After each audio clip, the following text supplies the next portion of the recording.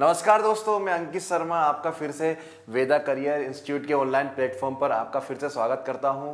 और आज का हमारा जो इंग्लिश का टॉपिक है वो बहुत ही इंपॉर्टेंट है बेटा। बहुत इंपॉर्टेंट मतलब वहां से अब क्वेश्चन 2 से 3 क्वेश्चन आपके आएंगे ही 100%। तो सर अब कौन सा टॉपिक है, इस पर आपने पहले ही बता दिया कि इससे 2 या 3 क्वेश्चन आपके आने वाले हैं। तो बेटा टॉपिक का नाम है प्रीपोजिशन। क्या है बेटा? प्रीपोजिशन। ठीक है बेटा। तो प्रीपोजिशन पढ़ने से पहले हम थोड़ा सा प्रीपोजिशन के बारे में जान लेते हैं बेटा। ठीक है ना। अब बेटा देखो, अभी तक तो हमने जो चीज पढ़ी है उसमें तो अपन ने क्या है कि अपन जो कॉन्सेप्ट अपन ने समझे हैं उनको हम याद करके सही कर सकते हैं आंसर। बट यहाँ पे एक्चुअली आपको कॉन्सेप्ट भी समझना पड़ेगा और थोड़ा आपका रीडिंग स्किल्स का भी टेस्ट होगा यहाँ पे बेटा, है ना। क्योंकि प्रीपोजिशन में आपको 2 तरीके से पढ़ना पड़ेगा। जैसे कि मैंने यहाँ पे प्रीपोजिशन लिखा हुआ है, 3 प्रकार से हम प्रीपोजिशन को पढ़ते हैं बेटा। एक तो सिंपल प्रीपोजिशन होती है, एक कंपाउंड होती है और एक फ्रेजल होती है। इसका मैं अर्थ भी बताऊंगा आपको बेटा, देखना है। तो सिंपल में सिंपल है, सिंपल मतलब जैसे इन हो गई, एट हो गई, ऑन हो गई, जो जनरली किसी स्थिति या किसी कंडीशन को देखते हुए हम लगा देते हैं बेटा, है ना। कंपाउंड का मतलब ये है जब इन और टू ये अलग अलग प्रीपोजिशन है, मगर देखो इनटू इन दोनों ने मिलकर एक प्रीपोजिशन बना दी। कंपाउंड का मतलब बेटा पहली बात तो होता है संयुक्त। जब 2 प्रीपोजिशन मिलकर एक प्रीपोजिशन का बोध कराती है उसे हम क्या कहते हैं? कंपाउंड। अब देख लो यहां पे इन अलग आया है, इनका अपना खुद का एक अलग से क्या होता है? कॉन्सेप्ट होता है। अब जब इन टू के साथ कनेक्ट हो जाता है तो इनटू इनटू फिर अलग अपने आप में क्या है? एक अलग प्रीपोजिशन है। तो बेटा देखो 2 प्रीपोजिशन मिली है, तो 2 प्रीपोजिशन मिलकर उसने एक प्रीपोजिशन का बोध कराया, उसे बोलते हैं कंपाउंड, है ना। और सिंगल आएगी यूज तो उसको हम सिंपल बोलते हैं। तो सर अब फ्रेजल क्या है? यही तो है बेटा खेल। आईएमपी कर लो ना इसको। अभी तक आप किसी भी एग्जाम की बात करो जहां पे इंग्लिश आती है, अब क्या हो गया, इन यहां से उसने क्वेश्चन कम कर दी देना। अब वो ज्यादातर क्वेश्चन यहीं से देता है। मगर देखना बेटा, अगर मैं आपके एसएडीओ और आरएईओ की बात करूं तो आपका क्वेश्चन एक तो यहां से आना है, एक क्वेश्चन यहां से आना है, 1 या 2 क्वेश्चन, बाकी 1 या 2 क्वेश्चन आने की संभावना है 1 या 2, इन दोनों से मिलके 1 या 2। तो बेटा ये वेटेज रहेगा। अगर 4 क्वेश्चन आ रहे हैं तो वो 2 क्वेश्चन आपको सिंपल या कंपाउंड प्रीपोजिशन पूछेगा और 2 आपके फ्रेजल से पूछेगा, है ना बेटा। होते क्या है अभी बता रहा हूं। फ्रेजल बेटा, फ्रेजल अगर वर्ब आ जाता है तो फ्रेजल का मतलब होता है बेटा जब 2 वर्ड्स मिलकर आपस में 2 वर्ड्स, या देखो 2 वर्ड्स में भी एक वर्ब होनी चाहिए बेटा, है ना। जैसे कि देखो लो इधर लुक क्या है? वर्ब, और वर्ब के साथ क्या लगाया मैंने? प्रीपोजिशन। जब एक वर्ब और एक प्रीपोजिशन मिल जाती है तो उसको हम फ्रेजल प्रीपोजिशन कहते हैं, है ना। एक फ्रेजल वर्ब भी होती है, ठीक है बेटा। तो फ्रेजल प्रीपोजिशन के रूप में हमने देखा इसे। फ्रेजल क्यों बोला? क्योंकि 2 वर्ड से मिलकर बनी हुई है। किससे मिलकर बनी हुई है? 2 अलग अलग वर्ड से मिलकर बनी हुई है। क्योंकि लुक अगर मैं अकेला लुक यूज करूं तो लुक क्या होता है बेटा? वर्ब होती है। और अकेली एट यूज करूं तो एट क्या होती है? प्रीपोजिशन, पर इसका मतलब होता है ना। और जब ये दोनों मिलकर एक साथ आती हैं, लुक एट होता है, तो लुक एट का मतलब क्या होता है बेटा? किसी को लक्ष्य करके देखना, है ना, किसी को टारगेट करना, है ना। तो इसका एक अर्थ निकलता है बेटा। ये इसका एक अलग अर्थ होता है। इसका अर्थ क्या है? देखना। इसका अर्थ क्या है? पर। और इस पूरे का अर्थ क्या है? किसी को टारगेट बनाकर देखना, किसी को टारगेट बनाना। तो बेटा तीनों का अर्थ अलग हो गया। तो फ्रेजल प्रीपोजिशन क्या होती है? एक वर्ब और एक प्रीपोजिशन मिलकर जो प्रीपोजिशन बनाते हैं उसे हम फ्रेजल प्रीपोजिशन कहते हैं। जो कि अब आपके एसएडीओ आरईओ में तो दोनों साइड से क्वेश्चन आएंगे, मगर इसके अलावा बेटा जो भी अब क्वेश्चन पेपर बन रहे हैं वो यहीं से बनते हैं। अब अगर आपसे वो प्रीपोजिशन पूछ रहा है फिल इन द ब्लैंक्स पे, तो वो आपको यहीं से पूछेगा। क्यों पूछता है? उसका रीजन है बेटा। इसलिए पूछता है, देखिए यहां पे मैंने लुक एट लिखा है। क्या लिखा है? Look at. तो लुक एट का आपको देखो, लुक का मतलब तो मालूम, लुक मतलब होता है देखना। आई लुक एट यू, ऐसे बोलते ना अपन, देखने के लिए बोलते हैं, है ना। मगर आपको बेटा ये चीज ध्यान रखने का कि ये लुक वर्ब के साथ अगर प्रीपोजिशन में चेंज कर दूंगा, जैसे लुक एट करा तो तब तो किसी को टारगेट करके देखना हो गया। मगर देखो लुक आफ्टर कर दिया मैंने, तो लुक आफ्टर जैसे ही करा तो अब यहां मतलब देखना नहीं हुआ बेटा, यहां पे उसका मतलब क्या हो गया है? बदल गया है बेटा। तो बेटा यही दिक्कत है यहां पे। फ्रेजल प्रीपोजिशन में क्या होता है? वर्ब का अर्थ नहीं देखना है आपको, ना ही प्रीपोजिशन का, दोनों का मिलकर संयुक्त अर्थ देखना है। आगे मेरी बात समझ में? क्योंकि ये दोनों मिलकर ये पूरी एक बन चुकी है। लुक एट पूरे एक फ्रेजल है, इसका एक अर्थ है। लुक आफ्टर, लुक आफ्टर का मतलब क्या होता है बेटा? किसी के पीछे पड़ जाना, है ना, अपन बोला look after, I am looking after you, देखभाल करना भी होता है, और किसी के पीछे पड़ जाना हाथ पैर धो के, उसका मतलब ये होता है। देखो अब लुक मतलब तो देखना होता है, आप अगर वैसे अर्थ निकालोगे देख वर्ब को देखते हुए तो आपको यहां लगेगा लुक आफ्टर है, मतलब कहीं देखने का सेंस होगा, तो बेटा आपका वहां जो मतलब जो सेंस निकल रहा है वहां क्या हो गया, गलत हो गया। तो बेटा यही है बस प्रीपोजिशन। तो ये बहुत इंपॉर्टेंट चैप्टर भी है, इंपॉर्टेंट चैप्टर में बेटा मैंने आईएमपी इसको लग दिया है ना, जहां से क्वेश्चन अब जो भी इंग्लिश के पेपर आ रहे हैं अगर प्रीपोजिशन की एरर आ रही है तो प्रीपोजिशन में वो पूछता क्या है, फ्रेजली पूछता है बेटा। तो बेटा इनको अपन अभी सबसे लास्ट में पढ़ेंगे। क्यों इसको लास्ट में पढ़ेंगे, पहले हमें ये भी तो मालूम होना चाहिए, जब तक ये मालूम नहीं होगा तो इसके पास नहीं आ पाओगे बेटा आप, है ना, क्योंकि ये कहीं ना कहीं देखो इसी का पार्ट है। हाँ मुझे मालूम है इसमें और इसमें जमीन और आसमान का अंतर है, मगर पहले हम बेसिक तो पढ़े, क्योंकि आपको यहां से क्वेश्चन आने की संभावना भी ज्यादा है। आधी बात समझ में, यहां से आपके आरएडीओ और एसएडीओ में, आरएईओ और एसएडीओ में दोनों ही चीजें पूछी जाएंगी। आगे मेरी बात समझ में, इधर से अगर एक क्वेश्चन आ रहा है तो इधर से भी एक क्वेश्चन आएगा बेटा, फिक्स है, ठीक है। ऐसा नहीं होगा कि वो फ्रेजल ही पूछेगा, फ्रेजल पूछ देगा तो थोड़ी दिक्कतें जाएंगी बच्चों आप लोगों को, क्योंकि यहाँ पे बेटा यहाँ पे आपको याद करना पड़ेगा, ये इसका ऑप्शन नहीं है कुछ। हाँ मैं ये बता सकता हूं कि इसको याद कैसे करना है, कुछ में अपने कुछ ट्रिक्स बनाकर या कुछ उसका ट्रिक बना के मैं आपको सामने प्रस्तुत कर दूंगा, मगर बेटा मैं कुछ ही फ्रेजल प्रीपोजिशन आपके सामने प्रस्तुत कर सकता हूं, सब नहीं कर सकता, ठीक है। मगर मैं आपके सामने उतनी तो कर दूंगा जितने से आपका कल्याण हो जाएगा, आपके पेपर में कई हद तक आप बना पाएंगे। मगर बेटा मैं यहाँ पे 100% इसलिए नहीं बोलूंगा क्योंकि बेटा यहाँ पे जो फ्रेजल प्रीपोजिशन होती है यहाँ पे सबका अर्थ अलग होता है बेटा, आप वर्ब को देखकर उसका अर्थ नहीं बता सकते बेटा, ठीक है ना। वर्ब का मतलब जैसे मैंने बोला पुट, एग्जाम्पल दे रहा हूं बेटा, जैसे मैंने बोला पुट, तो पुट का मतलब होता है रखना, साधारण बात है, हम देखते हैं put your bag on the table, ऐसे बोलते हैं ना अपन, रखने के लिए बोलते हैं, बट मैंने यहां यूज कर दिया पुट ऑफ। अब बेटा पुट वर्ब होती है जिसका मतलब होता है रख, just put your bag here, ऐसे बोला, बट जैसे पुट के साथ मैंने ऑफ यूज कर लिया ना बेटा, अब ये पुट का मतलब यहां रखना नहीं हुआ बेटा। अब मैं अकेला पुट को नहीं देखूंगा, मैं पूरे को देखूंगा, किसको देखूंगा, पुट ऑफ को देखूंगा, जिसका अर्थ क्या होता है बेटा, कोई भी चीज, जैसे कि मैंने शर्ट पहनी है, मेरे को भैया किसी ने बोला अपनी शर्ट उतारो, तो क्या बोलेगा, just put off your shirt. बेटा आप लोगों को बहुत अच्छा एग्जाम्पल देता हूं, आप लोग कहीं डॉक्टर वॉक्टर क्या दिखाने जाते हो तो डॉक्टर के जो गेट है, गेट में पता क्या लिखा होता है, गेट में क्या लिखा होता है, take off your shoes out, या पुट ऑफ योर शूज। अब आपको समझ में आ गया पुट ऑफ का मतलब क्या है ना बेटा, वही है उतारना, है ना बेटा, अपने जूते बाहर उतार के कृपया अंदर आए, है ना। तो बेटा अगर इस पुट के सामने मैंने आउट लगा दिया तो बेटा देखो, अगर आपका कहीं भी दिमाग जाएगा तो आपने यहां देख लिया आउट, आउट का मतलब क्या होता है, बाहर, यही होता है, और पुट का मतलब होता है रखना। तो आप क्या निकालोगे, दोनों का अलग अलग मतलब निकाल के, कि पुट का मतलब तो होता है रखना, आउट का मतलब होता है बाहर। तो यहां पे ये अर्थ ये हो सकता है कि कोई भी चीज को हम बाहर रखने के सेंस में हो रहा है, तो बेटा यहीं पे आप गलत हो गए, यहीं पे आप गलत हो गए।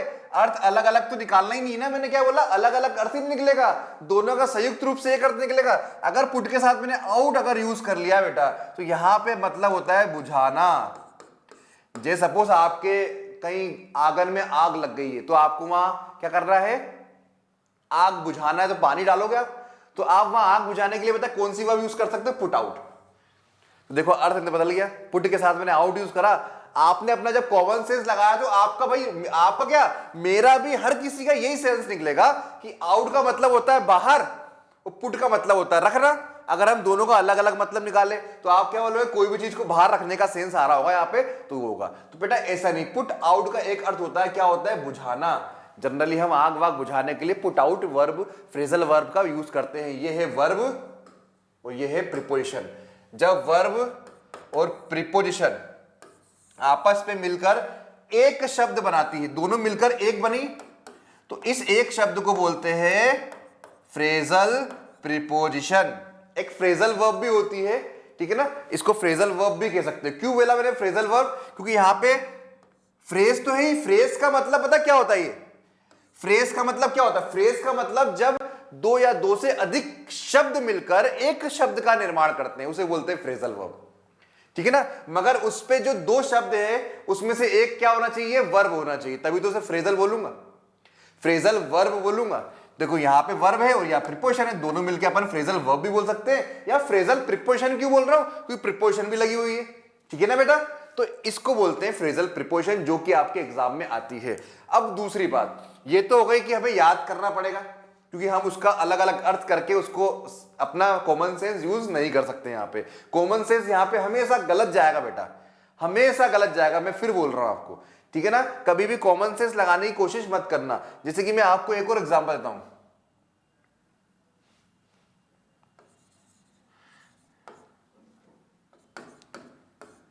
गेट इन, बहुत ही सरल एग्जांपल दिया मैंने बेटा।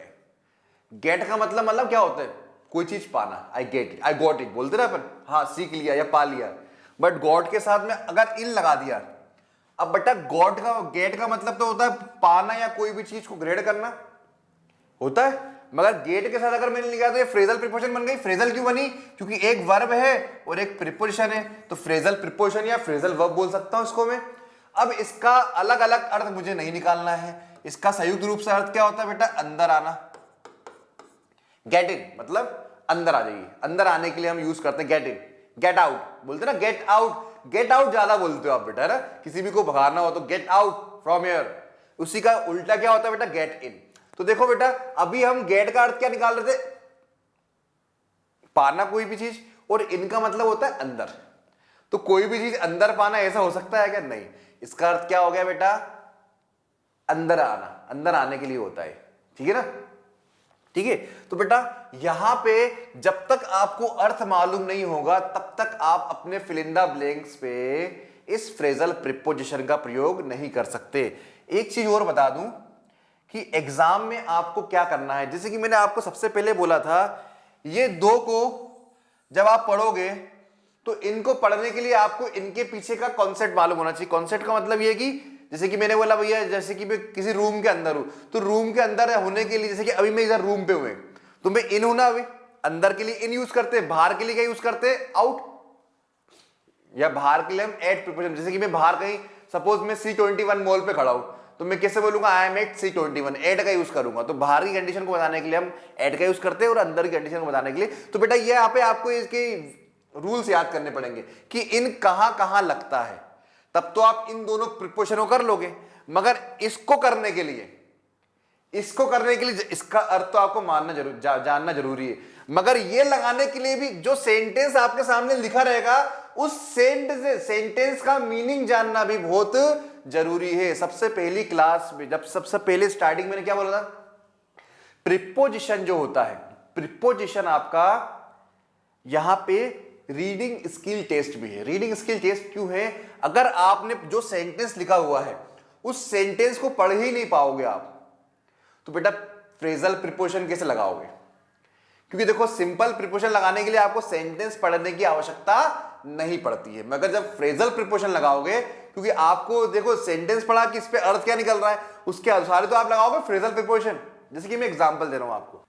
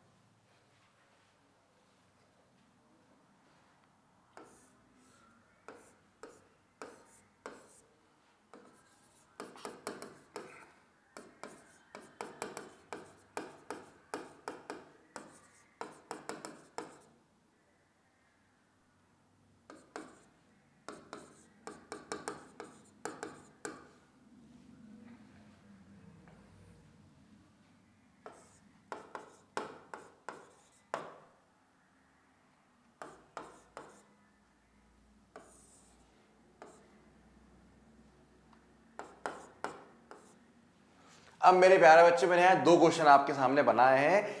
ये बेटा 2 क्वेश्चन मैं आपको समझाने के लिए बता रहा हूं।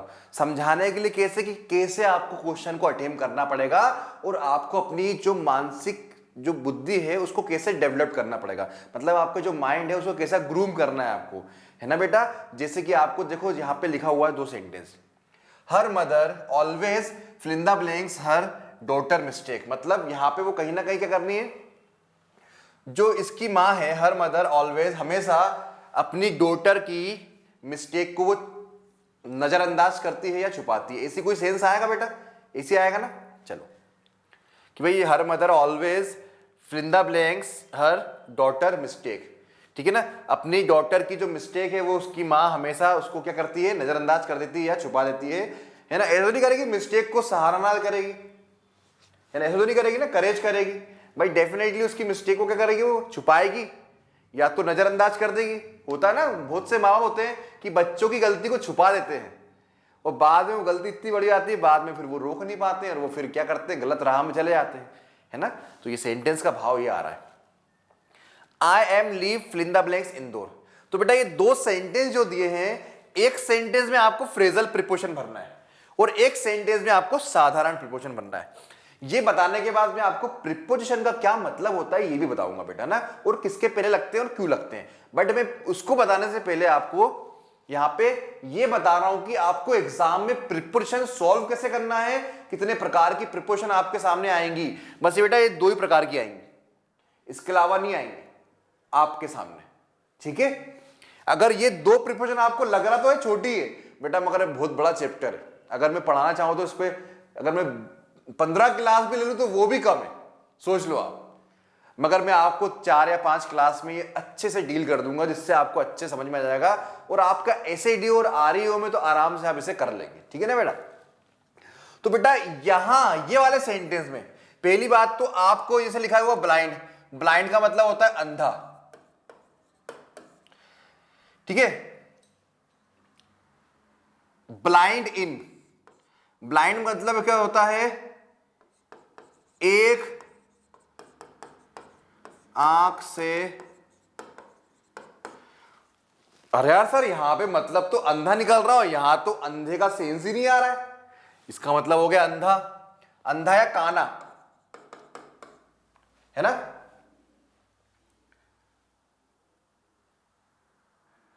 ब्लाइंड ऑफ का मतलब भी क्या होता है बेटा, काना, काना मतलब अंधा।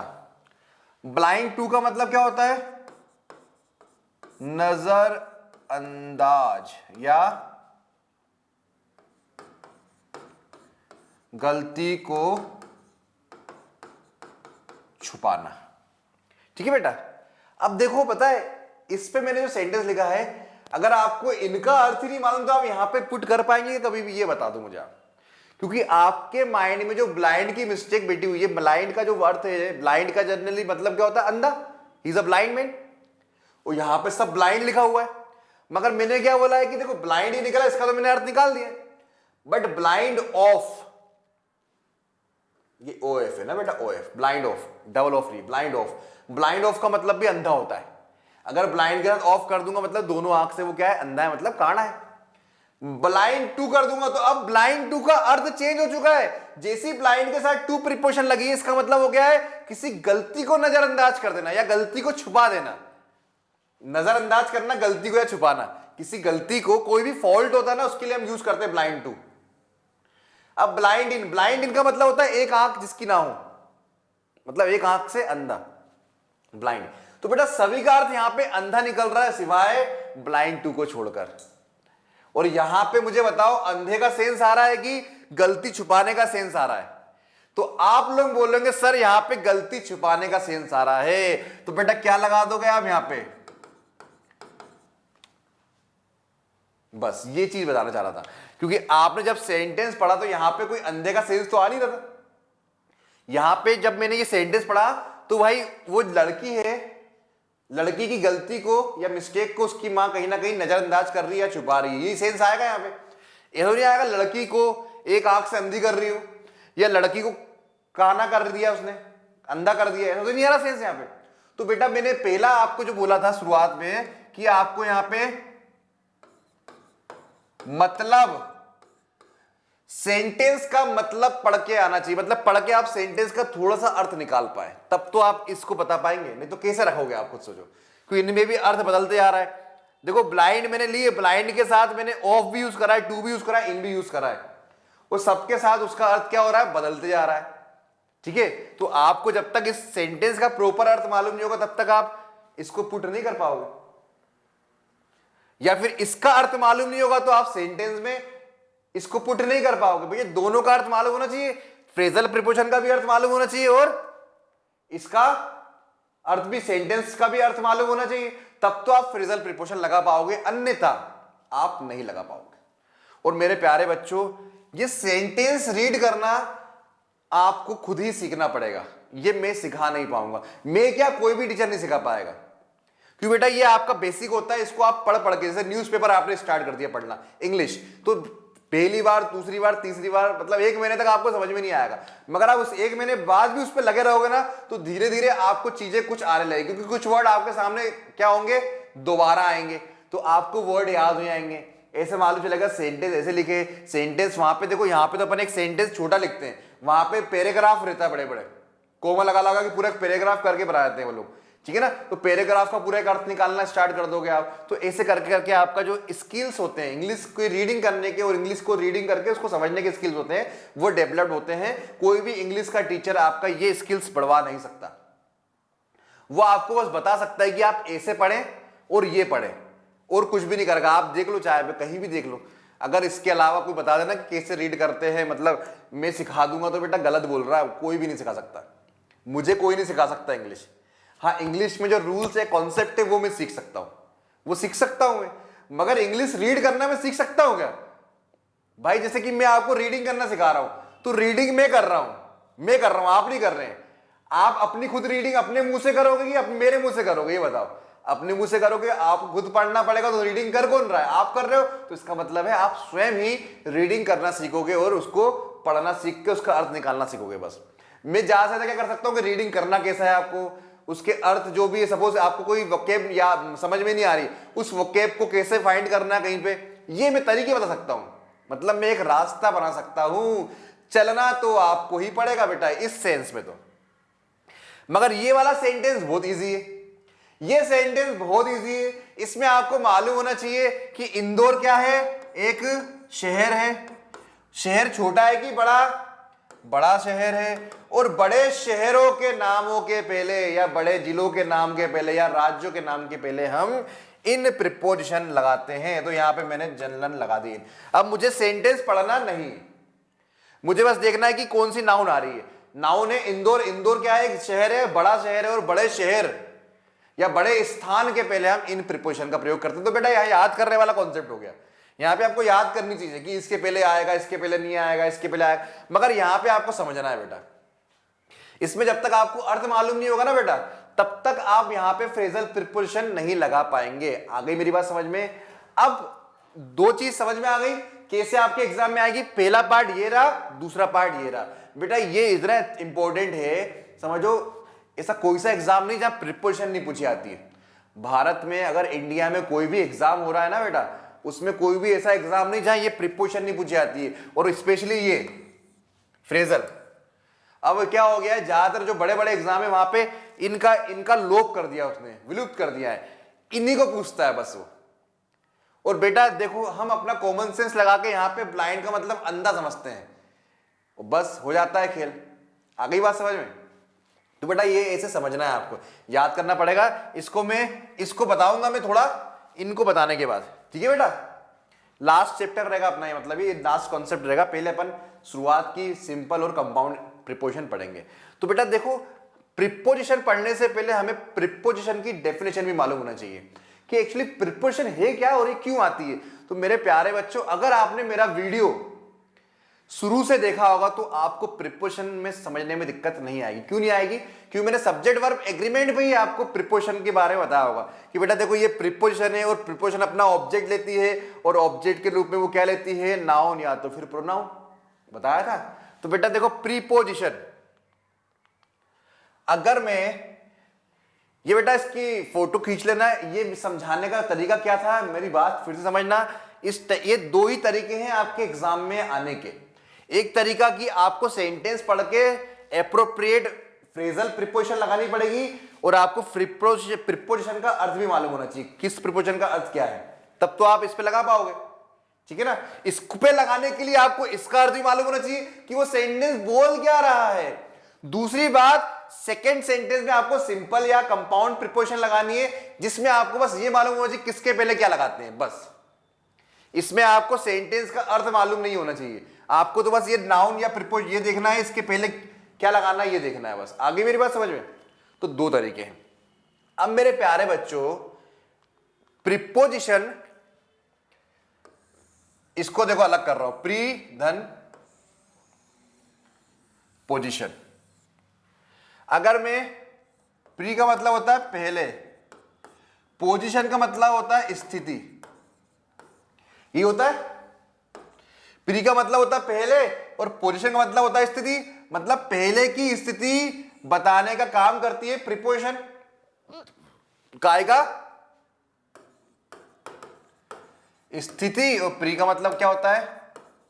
पहले। तो पहले की स्थिति बताने का काम कौन करती है? प्रीपोजिशन। तो दूसरा क्वेश्चन आपके दिमाग पे आएगा, सर पहले की पोजीशन तो बताती है मगर किसकी? तो बेटा नाउन या प्रोनाउन की। नाउन या प्रोनाउन के पहले लगकर उसकी स्थिति, उसका समय, पोजीशन हो गई, डायरेक्शन, इसके अंदर ये जगह अलग से लिख देता हूं मैं, डायरेक्शन, उसका कंडीशन, स्थिति का मतलब कंडीशन होता है। तो बेटा किसी भी नाउन या प्रोनाउन के पहले आकर, नाउन या प्रोनाउन के पहले आकर या तो उसका समय बताएंगे, या तो उसका डायरेक्शन बताएंगे, या तो उसकी कंडीशन बताएंगे। आगे बात समझ में? यही काम करती है प्रीपोजिशन। और क्या करती है सर? तो और ये क्या करती हैं, जैसे कि मैंने यहां पे लिखी थी, her mother always blind to her daughter. तो बेटा हर डॉटर, यहां पे देखो नाउन आ गया, डॉटर, नाउन के पहले क्या आई है? प्रीपोजिशन आई है। और इस प्रीपोजिशन ने इस नाउन को वाक्य में अन्य शब्दों के साथ भी क्या कर दिया है? जोड़ दिया है। अगर मैं यहां से प्रीपोजिशन हटा दूंगा तो देखो अर्थ नहीं निकल पाएगा। देख लो आप, हर मदर ऑलवेज हर डॉटर मिस्टेक, निकल पा रहा है क्या? इसका मतलब क्या कर रही है ये? कहीं ना कहीं इस नाउन को वाक्य के अन्य शब्दों के साथ भी जोड़ रही है। तो बेटा क्या करती है प्रीपोजिशन? नाउन या प्रोनाउन के पहले आती है, उसकी स्थिति या उसकी डायरेक्शन या उसकी कंडीशन बताती है, और उसी नाउन को वाक्य के अन्य शब्दों के साथ क्या कर देती है बेटा? जोड़ देती है। इसे बोलते हैं प्रीपोजिशन। आ गई मेरी बात समझ में? उसकी नाउन की, जैसे देखो आई एम लीव इंदौर, यहां पे कुछ मिसिंग है ना, तो यहां पे क्या मिसिंग है? प्रीपोजिशन। तो इस प्रीपोजिशन ने इस नाउन की क्या बताई? इस नाउन की स्थिति बताई ना, किसके रिस्पेक्ट पे? इसके रिस्पेक्ट पे, क्योंकि इंदौर में कौन है? आई है। तो आई की स्थिति क्या है? कि वो इंदौर पर है। तो क्या बता दी वहां पे? पोजीशन बता दी ना। और इस नाउन को पूरे सेंटेंस से जोड़ा कि नहीं जोड़ा इसने? तब तो एक अर्थ निकला कि वो वहां इंदौर में है। अब मैं यहां से हटा दिया, देख लो, आई एम लीव इंदौर, तो कोई अर्थ निकल रहा है? कुछ मिस्टेक आ रही है? मिस्टेक आ रही है, अर्थ निकल नहीं पा रहा है। यहां पे कुछ आवश्यकता पड़ रही है। या तो मैं ऐसे बोलूं, कैसे ही बोलूं, आई लीव इंदौर, ऐसा हो सकता है क्या? नहीं होता ना बेटा।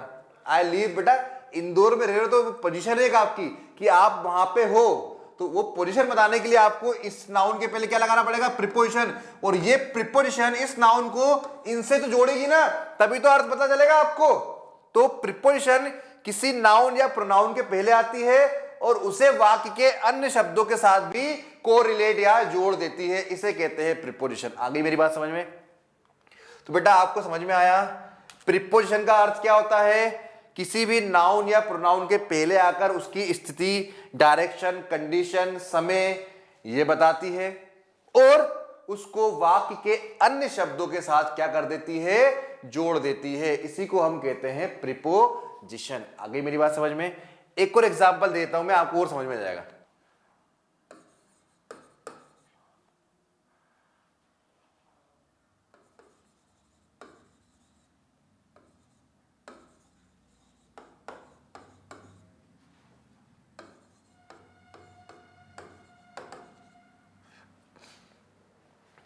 Ram always gets up. Gets up का मतलब पता आपको, ये पढ़ा आपने, वेक्स अप, उठना। क्या होता है? उठना। फ्रेजल वर्ब यूज करी हुई है मैंने उठने के लिए। अपन सुबह उठने के लिए हम क्या वेकअप यूज करते हैं या गेट अप यूज करते हैं? जस्ट गेट अप बोलते ना, उठो। तो बेटा Ram always get up at 5 AM। तो यहां पे समय है 5 AM। क्या बता रहा है यहां पे? नाउन ही तो है, नाउन के रूप में आ रहा है ना 5 AM। एक नाउन 5 बजे, एक नाउन ही है। इसके पहले आकर इसने यहां क्या बता दिया? समय। और इस एड को वाक्य के अन्य शब्दों के साथ क्या कर दिया? जोड़ दिया ना।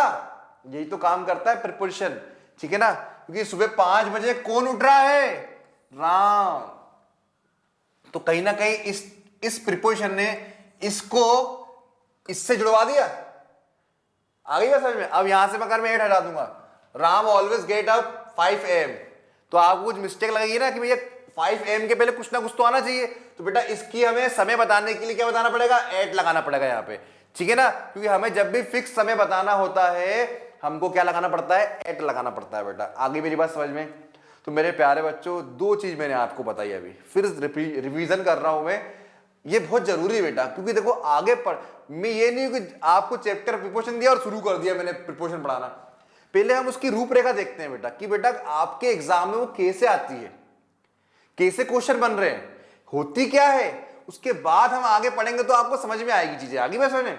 तो मैंने आपको बताया प्रीपोजिशन के हम 3 प्रकार होते हैं, सिंपल, कंपाउंड और फ्रेजल। कंपाउंड का मतलब होता है संयुक्त। संयुक्त मतलब जब 2 प्रीपोजिशन, ये भी प्रीपोजिशन है, ये भी प्रीपोजिशन है, ये भी प्रीपोजिशन है, ये भी प्रीपोजिशन है, जब 2 प्रीपोजिशन मिलकर एक प्रीपोजिशन का काम करती है संयुक्त बोलते हैं, मतलब कंपाउंड बोलते हैं। मगर जब प्रीपोजिशन वर्ब के साथ आती है तो उसे बोलते हैं हम फ्रेजल। आगे मेरी बात समझ में? फ्रेजल प्रीपोजिशन या फ्रेजल वर्ब बोलते हैं अपन। आगे बात समझ में? और हर एक फ्रेजल वर्ब का अर्थ प्रीपोजिशन के लगने से क्या हो जाता है? बदल जाता है। किसी भी वर्ब में मैंने अगर प्रीपोजिशन लगा दी तो उसका अर्थ क्या हो जाएगा? बदल जाएगा, ठीक है ना? तब वो वर्ब के समान काम ना करके, मतलब वर्ब के समान तो काम करती है मगर उसका जो वर्ब का अर्थ होता है ना, तो वो उससे हटकर काम करती है बेटा, है ना?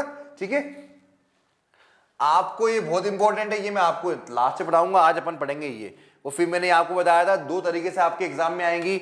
एक तो क्या है कि आपका रीडिंग स्किल्स चेक होगा, यहाँ पे आपको सेंटेंस पढ़ना आना चाहिए कि सेंटेंस क्या बोल रहा है, उसी के आधार पर आप फ्रेजल प्रीपोजिशन आप लगा पाएंगे। फ्रेजल प्रीपोजिशन भी तभी लगा पाएंगे जब आपको फ्रेजल प्रीपोजिशन का अर्थ मालूम हुआ कि यहाँ पर क्या अर्थ निकल रहा है, गलती छुपाने का। अब आपको ये भी तो मालूम चाहिए कि ब्लाइंड ऑफ, ब्लाइंड टू या ब्लाइंड इन में फोल्ड छुपाने के लिए कौन सी फ्रेजल वर्ब यूज होती है। अगर आपको ये नहीं मालूम किसी गलती को नजरअंदाज करना है, गलती को छुपाने के लिए कौन सी फ्रेजल वर्ब होती है, ब्लाइंड ऑफ, ब्लाइंड टू या ब्लाइंड इन होती है, तब आप कैसे लगाओगे? आपने यहां अर्थ बता दिया कि यहां पे यार सेंस ये निकल रहा है कि मां अपने बेटे की गलती छुपा रही है, मगर गलती छुपाने के लिए आपको यहां पे इस फ्रेजल वर्ब का भी तो मतलब मालूम होना चाहिए। क्योंकि आप देखोगे ब्लाइंड और ब्लाइंड का मतलब आपके माइंड में एक ही छुपा हुआ है बचपन से, अंधा। आ रही मेरी बात समझ में? तो इसीलिए अपन कर नहीं पाते बेटा। तो बेटा ये थोड़ा टफ जोन है ये वाला, मगर इसको मैं इजी बनाने की कोशिश करूंगा बेटा। क्योंकि देखा जाए ना, प्रीपोजिशन सबसे इजी भी है और सबसे टफ भी है। देखा जाए इजी क्यों है? क्योंकि क्या होता है, बहुत से बच्चे इनको याद रट्टा मार लेते, याद कर लेते 500 फ्रेजल वर्ब। अब याद ही हो गई है तो तुरंत लगा दे, फटाक से लगा देते हैं, उनको टाइम थोड़ी लगता है। तो बेटा देखो इजी कैसे हो गई, हमने याद कर लिया, अब तो कोई दिक्कत ही नहीं है, अब जो भी आएगा हम लगा देंगे। और सपोज जो हमने 500 याद करी, अगर उनमें से कोई नहीं आई तो बेटा हम ऑप्शन में एलिमिनेशन मेथड लगाएंगे कि हमें इसका अर्थ तो मालूम, इसका अर्थ मालूम, ये तो नहीं आएगी, बची कौन एक ही, उसको लगा दो। तो बेटा ये भी होता है, पढ़ना कभी वेस्ट नहीं होता। अगर आप पढ़ भी लोगे ना एक्स्ट्रा तो वो आपके एग्जाम में काम ही आना है बेटा। आप ये मत सोच के बैठना कि मैंने मुझे इतना ही पढ़ना है। अगर आप सपोज कोई भी सब्जेक्ट ज्यादा पढ़ लेते हो तो वो आपके एग्जाम में काम कैसे आता है, जब आपको कोई क्वेश्चन का आंसर मालूम नहीं होता है तब आप क्या करते हो, आपका वही ज्यादा ज्ञान काम आता है। आपको यह मालूम होता है कि ये मैंने पढ़ा है, ये तो नहीं हो सकता, इस पे ये भी मैंने पढ़ा, ये भी नहीं हो सकता, मतलब बचा कौन, एक ऑप्शन राइट हो, बाकी 3 तो मैंने पढ़े हुए थे। तो बेटा आपको क्वेश्चन ना मालूम होने के बाद भी आप क्वेश्चन सॉल्व कर सकते हैं, क्या, आपका जो एक्स्ट्रा ज्ञान आपने एग्जाम के टाइम में पढ़ा था। तो कभी भी एग्जाम में पढ़ते समय आप ये मत सोचिए कि हमें लिमिटेड ही पढ़ना है, आप ये सोचिए कि लिमिटेड पढ़ के जाना है, मगर उसके साथ भी एक्स्ट्रा हमें क्या करना है, तैयारी करके जाना है, जिसको हमारे एग्जाम में काम आती है। ठीक है बेटा, और ये सिंपल प्रिपोजिशन में आपको सेंटेंस का अर्थ नहीं समझना है, आपको ये देखना है कि इंदौर है, इंदौर में के पहले आपको इन लगाना है, क्योंकि इंदौर एक बड़ा शहर है, बड़ा स्थान है। तो यहाँ पे आपको चीजें याद होनी चाहिए कि हाँ, बड़े स्थान के पहले ये लगाते हैं, समय के पहले ये लगाते हैं, अंदर के पहले ये लगाते हैं, बाहर के पहले ये लगाते हैं, ये मालूम होना चाहिए। याद ये रटने वाला काम हो गया है, मगर यहाँ पे समझने वाला काम है बेटा। अगर आपको ये अर्थ नहीं मालूम और इसका अर्थ नहीं मालूम तो आप फ्रेजल प्रीपोजिशन का यूज नहीं कर पाएंगे बेटा, और यही टफ जोन है बेटा, टफ है बहुत। तो बेटा इसी को थोड़ा जोर करना है, बाकी इनको तो मैं बहुत अच्छे से डील कर दूंगा आपके सामने। ये भी इजी नहीं है, इनमें भी लेवल बढ़ते जाएगा। तो बेटा इजी तो देखो कुछ नहीं है, पढ़ोगे तो सब इजी है, नहीं पढ़ोगे तो सब टफ है। क्लियर, चलो। तो बेटा यहां पे मैं स्टार्टिंग आज आपको प्रीपोजिशन की कुछ डायग्राम से कर रहा हूं, जिससे आप कुछ डायग्राम से बहुत से अर्थ समझ जाएं। देखिए हम लिखने में जब हम लिखते हैं तो लिखा हुआ हम भूल जाते हैं, मगर जो डायग्राम होता है उसको अगर हमारे माइंड में आ गया तो हम उसको याद कर सकते हैं बेटा, है ना। तो मेरे यहाँ पे कुछ डायग्राम बताए बेटा, उस डायग्राम के माध्यम से मैं आपको जो प्रीपोजिशन है उसका कुछ सेंस बताने वाला हूं कि अगर ये सेंस हुआ तो आप यहां पे ये लगा देंगे, अगर ये स्थिति होती है तो आप इसके पहले ये लगा देंगे। ठीक है ना बेटा। तो कुछ डायग्राम, तो बेटा देखो यहां पे एक बॉक्स बना हुआ है, उसके ऊपर एक मैंने ऑब्जेक्ट रखा हुआ है, और ये बताओ बेटा ये जो ऑब्जेक्ट है वो इस बॉक्स को स्पर्श कर रहा है क्या? हाँ सर कर रहा है। जैसे कि देखो ये जो पेन है, ये पेन को मैं हैंड में रखा अपने हाथ पे, अब मुझे बताओ ये जो मैंने पेन रखा हुआ है ये इस मेरे हाथ को स्पर्श कर रहा है? कर रहा है। अब ऐसा करता हूं, इस पेन को उठा लेता हूं, ऐसे उठा लिया, अब इस पेन को मेरा ये ऐसे रखा हुआ है, अब मुझे बताओ ये स्पर्श कर रहा है क्या? नहीं कर रहा सर। इस कंडीशन में भी ये ऊपर है और इस कंडीशन में भी ये ऊपर है। तो मेरे प्यारे बच्चों कुछ बात समझ में आई? जब चीज ये सरफेस को टच करेगी तब हम क्या का यूज करेंगे? ऑन। और ऊपर, ऑन का मतलब क्या होता है? ऊपर या पर।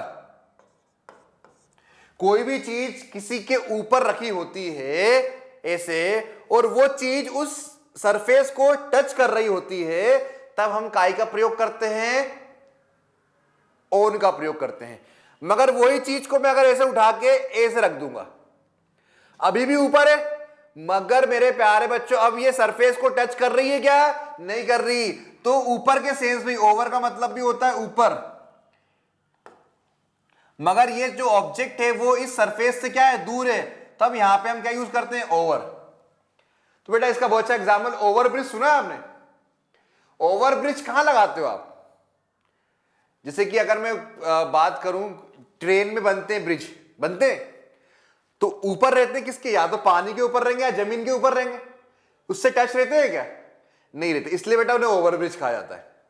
किसी चीज के ऊपर है वो और उस चीज को टच नहीं कर रहे हैं। जैसे पानी में बहुत बड़ा ब्रिज बना होता है, बना होता है, तो वो ब्रिज पानी को टच करता है क्या? नहीं करता। उसके फर्स्ट छोर और लास्ट छोर पानी में डूबे होते हैं, बाकी पूरा ब्रिज पानी के ऊपर रहता है। तो पानी क्या रहता है? ऊपर, इसलिए तो ओवर ब्रिज बोलते हैं उसे। तो बेटा कहीं ना कहीं ओवर का कॉन्सेप्ट है ये। ठीक है, जैसे कि एक एग्जांपल और दे रहा हूं मैं आपको। जैसे कि अभी आप मेरा वीडियो देख रहे होंगे तो घर में बैठे होंगे या रूम में बैठे होंगे या कोई गार्डन में बैठा होगा, चलो ये भी हो गया, मान लिया। चलो अभी मैं रूम पे जा रहा हूं, रूम पे बैठे होंगे तो बेटा आपके रूम पे ऊपर एक पंखा भी लगा होगा। तो बेटा देखो आपके ऊपर एक पंखा भी है, पंखा है, तो पंखा जो लटका हुआ है वो आपके ऊपर लटका हुआ है, तो ऊपर का सेंस आ रहा है। मगर ये बताओ पंखे ने आपको टच करा है क्या? नहीं करा ना। तो हम उसके लिए भी क्या यूज करेंगे? Over. The fan is over our head.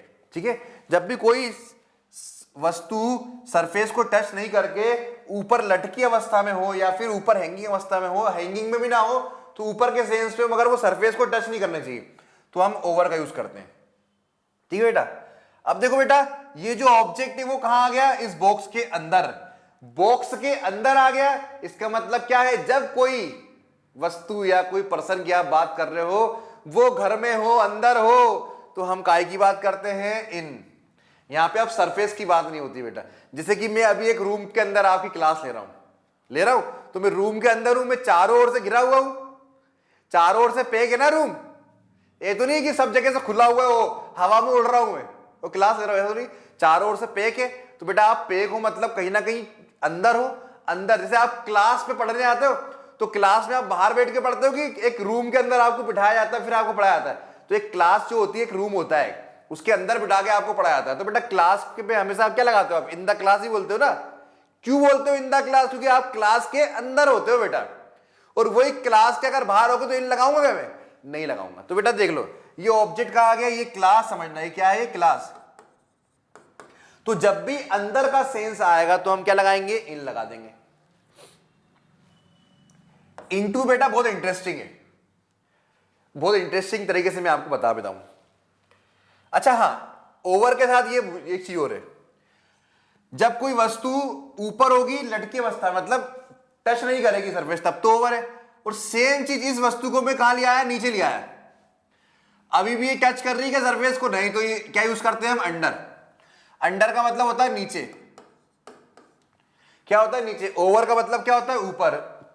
On का मतलब पर, या कोई भी चीज ऊपर रखी होती है तब हम ऑन का यूज करते हैं। समझ में आई, कोई भी चीज ऊपर है और वो सरफेस को टच नहीं कर रही तो ओवर, और कोई भी चीज नीचे है और वो सरफेस को टच नहीं कर रही है इसको, तो वो क्या यूज करते हैं हम, अंडर। इन जब भी कोई चीज अंदर हो, अपन अंदर रूम पे, जैसे आप अभी अपने रूम पर हो तो क्या बोलोगे, I am in the room, ठीक है ना, क्योंकि रूम के अंदर आप घुरे रहते हो। इनटू समझना बेटा, ये कुआं है, क्या है ये जो बनाया है मैंने कुआं है, और ये यहां पे आप खड़े होकर पानी भर रहे हो, ये आपको समझ, ठीक है ना। कोई भी ऑब्जेक्ट ले लिया मैंने, कोई भी ऑब्जेक्ट, बंदर समझ लिया, बंदर। अब मुझे बताओ, बंदर यहां पे खड़ा हुआ है, और जब यहां से कुएं में जंप लगाएगा तो क्या जंप लगाएगा, ए से जंप लगाएगा कि ये ए से लगाएगा, ए से लगाएगा ना, ए से। ये खड़ा हुआ है, ये कूदा ए से, तो बेटा देखो ये हिला, मोशन हुआ, मोशन। और मोशन कहां से, वो ऊपर से लेके नीचे की ओर से। तो बेटा कभी भी मोशन ऊपर से ए से होता है ना, इस टाइप, तब हम क्या यूज करते हैं, इनटू। क्या यूज करते हैं, इनटू।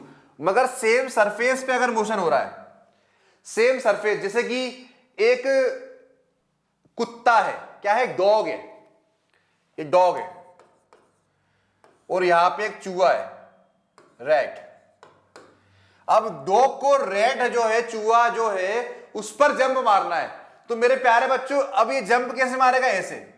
अब ये क्या, अभी यहां पे बंदर तो कुएं में कूदा तो बहुत गहरा होता है कुआं, ऐसे कूदेगा एकदम नीचे आएगा, है ना।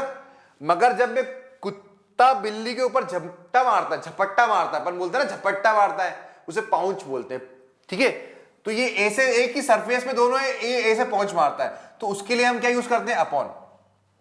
जब ए से नीचे की ओर जा रहे हो तब तो इनटू, मगर सेम ऐसे, जैसे शेर होता है, अपने शिकार को कैसे पकड़ता है, ऐसे पकड़ता है, तो वो अपॉन करता है बेटा। क्या करता है वो, अपॉन, इनटू नहीं करता है, क्योंकि वो एक सरफेस से दूसरे सरफेस में नहीं जा रहा है वो। यहां पे आप ऊपर से नीचे कूद रहे हो, जैसे कि आप तालाबों पे जंप मारते हो बेटा, तो तालाब पे जब आप जंप मारते हो, ऐसे खड़े होते हो ऊपर, ऐसे नीचे। स्विमिंग पूल ले लो, स्विमिंग पूल, स्विमिंग पूल में जंप कैसे मारते हो, ऐसे खड़े हो सरफेस पे, ऐसे जंप मारते हो, तो वो इनटू होता है, इनटू द स्विमिंग पूल। मगर मैंने बोला कि एक शेर है, वो अपने शिकार हिरण पे क्या कर रहा है, झपटा मार रहा है, तो वो झपटे मारने के लिए हम क्या यूज करते हैं, अपॉन। दोनों में ही मोशन होता है। मोशन का मतलब यह है, दोनों ही में वो क्या होता है, अपना शरीर को हिलाता है। भाई ऐसे में ऐसे कूदूंगा तो हिलेगा ना शरीर, मोशन हुआ, और ऐसे में ऐसे झपटा मारूंगा इसके ऊपर, तब भी तो शरीर मोशन कर रहा है। तो बेटा दोनों में अंतर क्या है, कि ऊपर से नीचे की ओर कैसे कूद रहे हो आप, तब तो इनटू होता है। मगर सेम सरफेस में ऐसे जंप, किसी पे झपटा मार रहे हो आप, तो क्या होता है, अपॉन लगाते हैं। जैसे कि बिस्तर, बिस्तर में कैसे होते हो आप? कभी आप बहुत थक गए हो, जैसे आपका बिस्तर लगा तो ऐसे लेट जाते हो, तो आप ऐसे कूद रहे हो क्या? सेम सरफेस में आप ऐसे लेट रहे हो तो वो भी अपॉन ही होता है बेटा। आगे मेरी बात समझ में? तो दोनों में मोशन होता है, मगर इस पे जब ये अपॉन ज्यादातर हम यूज करते हैं जब कोई जानवर किसी चीज में शिकार करता है ना, तो वो हमेशा अपॉन करता है। Upon the rat, dog is pounce upon the rat. आगे बात समझ में? ऐसा होता है। आगे बढ़े बेटा। जो बेटा ये एक मल्टी बनाई है मैंने, एक मल्टी बनाई है और इस मल्टी में 5 फ्लोर है। कितने फ्लोर है? 5। ठीक है, यहां भी 5 फ्लोर है। तो बेटा यहां पे मेरा बताने का सेंस ये है कि अबव का मतलब भी ऊपर होता है और बिलो का मतलब भी नीचे होता है, अंडर का मतलब भी नीचे होता है, ओवर का मतलब भी अबव होता है, ऊपर होता है ना। मगर ये दोनों इससे कैसे अंतर में? देखो बेटा, अबव की जब भी बात होगी, जिसे मैंने बोला कि ये जो 1 नंबर में शर्मा जी रहते हैं, क्यों रहते हैं, और दूसरे नंबर पे वर्मा जी रहते हैं। मेरे को ये बोलना है कि शर्मा जी के जो ऊपर वाले फ्लैट में कौन रहते हैं? वर्मा जी रहते हैं। तो कैसे बोलूंगा? ओवर बोलूंगा कि अबव बोलूंगा? कि ओवर भी हम ऊपर की यूज करते हैं, मगर कब? जब सरफेस को वो टच नहीं करती है। और बताओ, जब भी कोई मल्टी बनती है, ये इनका घर है, तो यहां से इसी को टच करते हुए दूसरा फ्लैट ही बन गया, इसी को टच के मतलब एक दूसरे जुड़े होते हैं और एक लेवल में बने होते हैं। एक लेवल में बनाते हैं, एक नहीं बनता एक फ्लैट यहां है तो एक फ्लैट वहां है, ऐसी बनती है। एक मल्टी बनती सीधे, आपने देखा होगा। ठीक है, एक के बाद एक के बाद एक ऊपर लगता है, तो नहीं एक मल्टी का रूम यहां है तो एक को उस कोने बना दिया, एक को उस कोने बना दिया, तो नहीं ऐसे सीधे बनती है मल्टी एकदम। तो एक लेवल की बात होती है। तो बेटा जब भी लेवल की बात होगी, लेवल में जब भी ऊपर की बात होगी, तो हमको क्या यूज करना है? अबव। और लेवल में जब भी नीचे की बात होगी, तो हमें क्या यूज करना है? बिलो। लेवल से एक और चीज मैं बता देता हूं, जैसे कि सपोज आपके फादर क्या है? डीएसपी हैं, और एक के फादर क्या है? सब इंस्पेक्टर है। तो बेटा इन दोनों में एक लेवल है, वो फर्स्ट क्लास ऑफिसर है या second class officer, third class officer है ना? एसआई हो गया या डीएसपी हो गया, है ना? तो एक ओहदा बड़ा है, एक लेवल की बात होगी दोनों में। तो बेटा इनका डिग्निटी या इनका जो लेवल है, इनके इसके लेवल से क्या है? ऊपर है, या इसका लेवल इसके लेवल से नीचे है, ऐसी बोलते हैं। या इनकम की बात होती है बेटा, इनकम भी हम हमेशा क्या होती है? लेवल। जैसे कि मैं सीनियर हूं तो मुझे ज्यादा पेमेंट मिल रही है मेरे सीनियरिटी के हिसाब से, तो मेरा लेवल ज्यादा है। दूसरा टीचर है, उसका लेवल कम है, उसको उसके हिसाब से सैलरी ज्यादा मिल रही। सैलरी में भी लेवल की बात होती है। और अच्छा एग्जांपल दूं तो अभी बरसात निकली है, बरसात में नर्मदा नदी का लेवल बढ़ता है, घटता रहता है ना, कि बढ़ता है ना और घटता भी है। अब जैसे घटने लगेगा, गर्मी में और घट जाएगा, मगर फिर से बरसात आएगी तो बढ़ जाएगा। तो बेटा वहां भी क्या होता है? लेवल की बात होती है। तो बेटा यहां पे जहां भी आपके लेवल की बात होती है, ऊपर की बात होगी तो अबव, नीचे की बात होगी तो बिलो।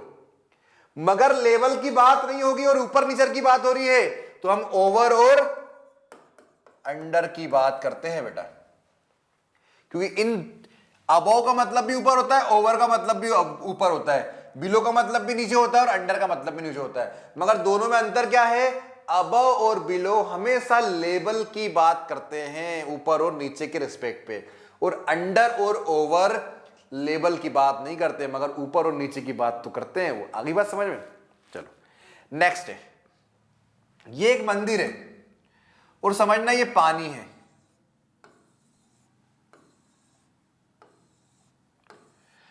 और इस पानी को पार करके आपको मंदिर के पास जाना है। तो बेटा आपको एक मंदिर की याद तो आ गई होगी। ऐसा कोई मंदिर है मध्य प्रदेश में? हाँ है, ओमकालेश्वर। एक नदी है नर्मदा, और नर्मदा के इस साइड से लोग नाव से उस पार जाते मंदिर के लिए। अब तो हालांकि ओवर ब्रिज बना दिया है, तो आपको नदी से भी जा सकते हो आप नाव करके, और ओवर ब्रिज से भी जा सकते हो। तो बेटा कुछ शौकीन लोग होते हैं जिनको नदी में घूमने का मन होता है तो वो नदी से ही जाते हैं, है ना? और जिन्हें नदी से डर लगता है, पानी से डर लगता है, तो ओवर ब्रिज से ले आते हैं। दोनों आपके पास फैसिलिटी थी। तो बेटा मुझे ये बताना है कि ये मंदिर नदी के उस पार है, उस पार। तो बेटा कभी भी, जैसे मैंने बोला मैं यहां खड़ा हूं और मुझे इस नदी के उस पार मंदिर जाना है, तो बेटा कभी भी इस पार से उस पार की बात हो रही है तो हम क्या यूज करते हैं, अक्रॉस यूज करते हैं। क्या यूज करते हैं, अक्रॉस। अक्रॉस का मतलब ही होता है इस, जैसे कि देखो मेरा कोई दोस्त खड़ा है, सड़क में ट्रैफिक चल रहा है, मैं सड़क के इस साइड हूं, मेरा दोस्त सड़क के उस पार है, तो सड़क क्या है, हम दोनों के बीच पे क्या है, एक देखा जाए तो दीवार ही है। तो मुझे क्या बोलना है, मुझे ट्रैफिक ये सड़क पार करके अपने दोस्त के पास जाना है, तो क्या बोलूंगा, I across the road to meet my friend. Across the road मतलब, या फिर ऐसे बोलूंगा my friend is stand across the road, मतलब रोड के उस पार मेरा दोस्त खड़ा है। ऐसी नदी के उस पार एक मंदिर है और मुझको जाना है, तो there is a temple across the river. इसका मतलब क्या हो गया कि पानी के उस पार क्या है, मंदिर। आ गई मेरी बात समझ में। तो बेटा नदिया के पार, एक पिक्चर भी है ना नदिया के पार, तो वो नदिया के पार जब भी आप जाओगे तो वहां पे क्या यूज करोगे, अक्रॉस यूज करोगे। आ गई बात समझ में। नेक्स्ट है, ये एक क्या है, सिलेंडर बनाया हुआ है मैंने, देखो बेटा, यह एक समझना सुरंग है, सुरंग है ये, और सुरंग से होके ट्रेन जा रही है, क्या जा रही है, ट्रेन। तो बेटा ये सुरंग ऐसे गोल होती है। अभी देखा होगा आपने, अभी मोदी जी ने एक सुरंग का, जो भारत की सबसे बड़ी सुरंग बन गई है, कहां पे, लद्दाख वाले शहर में, शायद से हिमाचल या लद्दाख वाले में, कोई नाम एग्जैक्ट याद नहीं आ रहा है, अभी भूल रहा हूं। वहां पे एक सुरंग बनाई है जो बहुत बड़ी सुरंग है, तो वो सुरंग से होके गाड़ी जाती है। तो बेटा कभी भी किसी से होकर कोई चीज निकल रही है तो उसके लिए हम क्या यूज करते हैं, थ्रू। क्या यूज करते हैं, थ्रू। थ्रू का मतलब ही होता है से होकर। थ्रू का मतलब क्या होता है, से होकर। जब भी कोई ऑब्जेक्ट किसी वस्तु या किसी प्लेस से होकर निकल रहा है, तो से होकर का अगर सेंस आ रहा है तो हम क्या लगा देंगे, थ्रू लगा देंगे। देखो बेटा ये सुरंग है, सुरंग से होकर ट्रेन निकल रही है, तो train is going through the canal, वो सुरंग, टनल, टनल बोलते हैं, टनल। तो टनल से होकर ट्रेन जा रही तो हम क्या यूज कर सकते हैं, थ्रू यूज कर सकते हैं बेटा, है ना। Through, through the tunnel, through the tunnel, है ना। तो उससे होकर अगर कहीं सेंस आ रहा है तो हम क्या यूज करेंगे, थ्रू का यूज करेंगे, ठीक है ना। बेटा यहां पे मैंने कुछ लिखा हुआ है, सेंचुरी, ईयर, मंथ, वीक और वेदर। वेदर का मतलब मौसम, है ना। वेदर का मतलब मौसम। अभी मौसम बहुत ही अच्छा हो रहा है, पानी कहीं कहीं तो ओले भी गिर रहे हैं, और हमारे उत्तर के इलाके में, हिमाचल उत्तराखंड में तो क्या हो रहा है, वहां तो बर्फ गिरती रहती है बेटा, जम्मू कश्मीर में तो बर्फ गिरती रहती है। तो उसके कारण हमारा जो मध्य प्रदेश का क्षेत्र है वो भी प्रभावित हो रहा है। देखो अभी मध्य प्रदेश में बहुत से जिलों में क्या हो रही है, वर्षा हो रही है।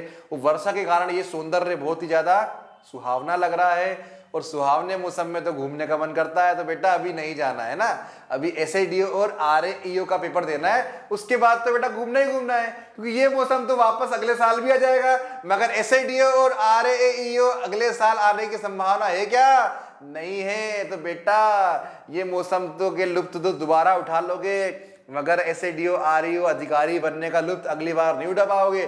तो यही एक बहुत ही अच्छा ऑफर है, बहुत ही अच्छा मौका है, उसको ग्रैब कर लो। अभी सब चीज भूल जाओ, है ना, घर में बैठ के ही लुत्फ लो, मजा मौसम का, चाय भजिए खाओ घर में बैठ के, और फिर से पढ़ने बैठ जाओ, ठीक है। चलो तो बेटा जो मैंने इधर लिखा है ना, सेंचुरी, देखो सेंचुरी किसे बोलते हैं, 100 साल जब बीत जाता है उसको हम एक सेंचुरी बोलते हैं ना बेटा। ईयर तो हर साल को बोलते हैं। तो बेटा ये कभी भी आ जाए ना, कभी भी सेंटेंस में सेंचुरी, ईयर, मंथ, वीक और वेदर, मौसम की बात हो रही है। जैसे मौसम में क्या हो गया है, अभी कौन सा मौसम चल रहा है,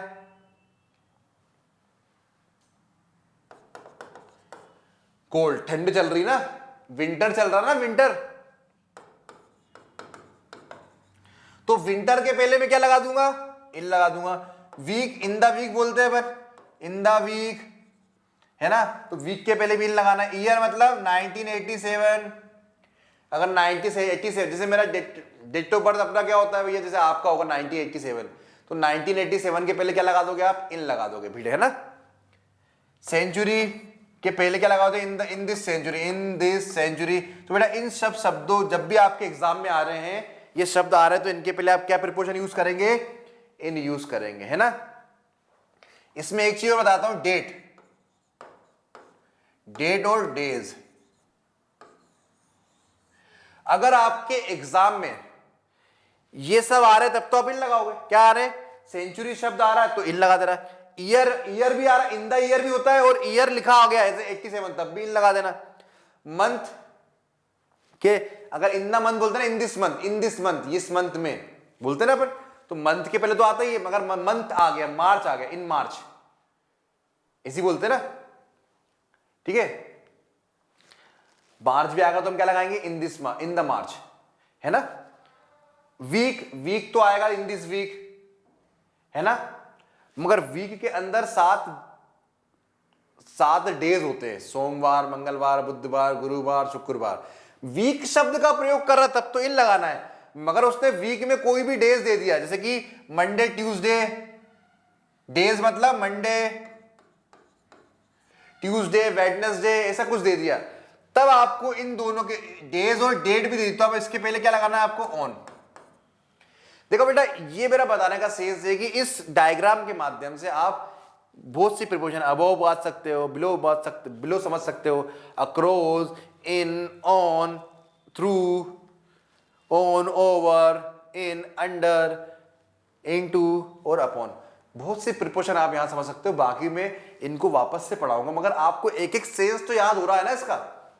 ये बताने का तात्पर्य है कि एक सेंस तो याद हो आपको इसका कि भैया जैसे ओन आया तो अब आपको याद रहेगा, कोई भी वस्तु, कोई भी सरफेस को टच करके ऊपर की ओर रखी तो हम ओन लगा देंगे, मगर वो लटक रही है ऐसे तो क्या लगा देंगे, ओवर लगा देंगे। वही ऐसे नीचे ले आएगी तो अंडर लगा देंगे, और इसको अंदर रख देंगे, ऐसे अंदर रूम के अंदर रख देंगे तो इन लगा देंगे। इनटू जब हम फेल हो जाते हैं तो हम ओवर ब्रिज से जंप कर देते हैं नीचे नदी में, तो वो इनटू करते हैं बेटा, है ना। जैसे कृष्ण जी पेड़ में छुपकर गोपियों को नहाते हुए देखते थे, और जब डाली टूटती थी तो वो नीचे कूद जाते थे, तो बेटा इंटू हो जाते थे। वो जब पेड़ से कूद गए तालाब में तो इंटू हो गए, है ना। कोई शेर हिरण पे झपट्टा मार रहा है तो क्या यूज करना है, अपॉन यूज करना है। जब आप बेड में सो रहे हो तो क्या यूज करना है, अपॉन यूज करना है। जब भी आप अपने लेवल में ऊपर की बात करोगे तो अबव, नीचे की बात करोगे तो बिलो, है ना बेटा। किसी चीज से होकर कोई वस्तु जा रही है, व्यक्ति जा रहा है तो आप क्या यूज करेंगे, थ्रू यूज करेंगे। नदिया के उस पार आ गया तो, या इस पार या उस पार आ गया तो अक्रॉस यूज करेंगे। सेंचुरी, शताब्दी, साल, मंथ, महीने, सप्ताह, वेदर अगर आ रहा है तो हम क्या यूज करेंगे, इन। मगर डेज या डेट आ रहा है, डेज का मतलब बता ही दिया, मंडे, ट्यूसडे, वेडनेसडे, ये आ रहा है तो ऑन लगाते हैं। डेट का मतलब क्या है देख लो, मैंने बोला आई बोर्न ऑन 15 अगस्त 1987, तो बेटा देखो यहां पे ईयर भी आ रहा है 1987, मगर यहां पे 15 अगस्त भी आ रहा है। 15 अगस्त क्या है बेटा, डेट है, और डेट के पहले हम क्या लगाते हैं, ऑन लगाते हैं। जैसे आप अपना डेट ऑफ बर्थ जब भी बोलते हो कैसे बोलते हैं, आई वाज बोर्न ऑन, या Mahatma Gandhi was born on 2 अक्टूबर 1869, ऐसे बोलते हो तो ऑन लगाते हैं। तो डेट के पहले आपको कभी भी क्या लगाना है बेटा, ऑन लगाना है, ठीक है। तो बेटा यहां पे मैंने कुछ प्रीपोजिशन आपके सामने डिस्कस करी है, ठीक है, समझाने की, और ये बताया कि प्रीपोजिशन आपके एग्जाम में कैसे पूछेगा। तो एक तरीका ये है, एक तरीका ये है, और प्रीपोजिशन कितने प्रकार की होती हैं, और प्रीपोजिशन होती क्या है, उसकी डेफिनेशन क्या है। तो बेटा ये 4-5 चीज मैंने आपके सामने डिस्कस करी है। कल हम प्रीपोजिशन स्टार्ट करेंगे बेटा। आज मैं इसलिए नहीं बता रहा हूं क्योंकि मैंने बहुत सी चीजें आज आपको बता दी हैं, आपका माइंड आज थक गया होगा, बहुत ज्यादा स्ट्रेस भी आ गया होगा, इतनी सारी चीज प्रीपोजिशन में पढ़ाई है। कल से हम प्रीपोजिशन पढ़ना स्टार्ट करेंगे, कहाँ का क्या लग रही है, और जब ये प्रीपोजिशन हमारी हो जाएंगे तो फिर हम फ्रेजल वर्ब पढ़ेंगे बेटा, है ना। फ्रेजल वर्ब इसलिए पढ़ना जरूरी है, वो नहीं पढ़ोगे तो बेटा वहां से तो क्वेश्चन आएगा। अभी ऐसे डी दे रहे हो, आर डी दे रहे हो, सपोज ये एग्जाम निकल जाएगा, फिर तो आप कोई ना कोई एग्जाम दोगे जहां पे इंग्लिश आ रही है, एमपी साई दे दोगे, तो एमपी साई में भी तो 1-2 तो पूछेगा ही वो, तो बेटा काम तो वहां नहीं हर जगह, ठीक है। तो वो मैं आपको बस समझाऊंगा याद कैसे करना है, याद आपको ही करना है, ठीक है ना। आपको नोट्स मिल जाएंगे, लिखा हुआ मिल जाएगा, सब मिल जाएगा। मैं यहाँ पे कुछ ही डिस्कस करूंगा जिससे आपको पता चल जाएगा कि बेटा हाँ ये इसे याद करना है, तो वैसी तरीके से आप याद कर सकते हो, या फिर आपका कुछ अच्छा तरीका हो, यूनिक तरीका हो, मुझसे भी अच्छा हो, तो आप अपना तरीका ही अपनाओ याद करने के लिए, है ना। किसी का तरीका लेने की जरूरत ही नहीं, क्योंकि आपके पास बहुत अच्छा तरीका है किसी चीज को बनाने का या किसी को याद करने का, तो वो आप अपना तरीका भी ले सकते हो बेटा, है ना। तो आज मैं ये क्लास यहीं समाप्त कर रहा हूं। कल हम प्रीपोजिशन से स्टार्ट करेंगे, एक एक प्रीपोजिशन को पढ़ेंगे, उसके बारे में देखेंगे कि बेटा कहां पे कौन सी प्रीपोजिशन को हमको लगाना है। ठीक है बेटा, तो आज के लिए धन्यवाद। जय हिंद, जय श्री महाकाल।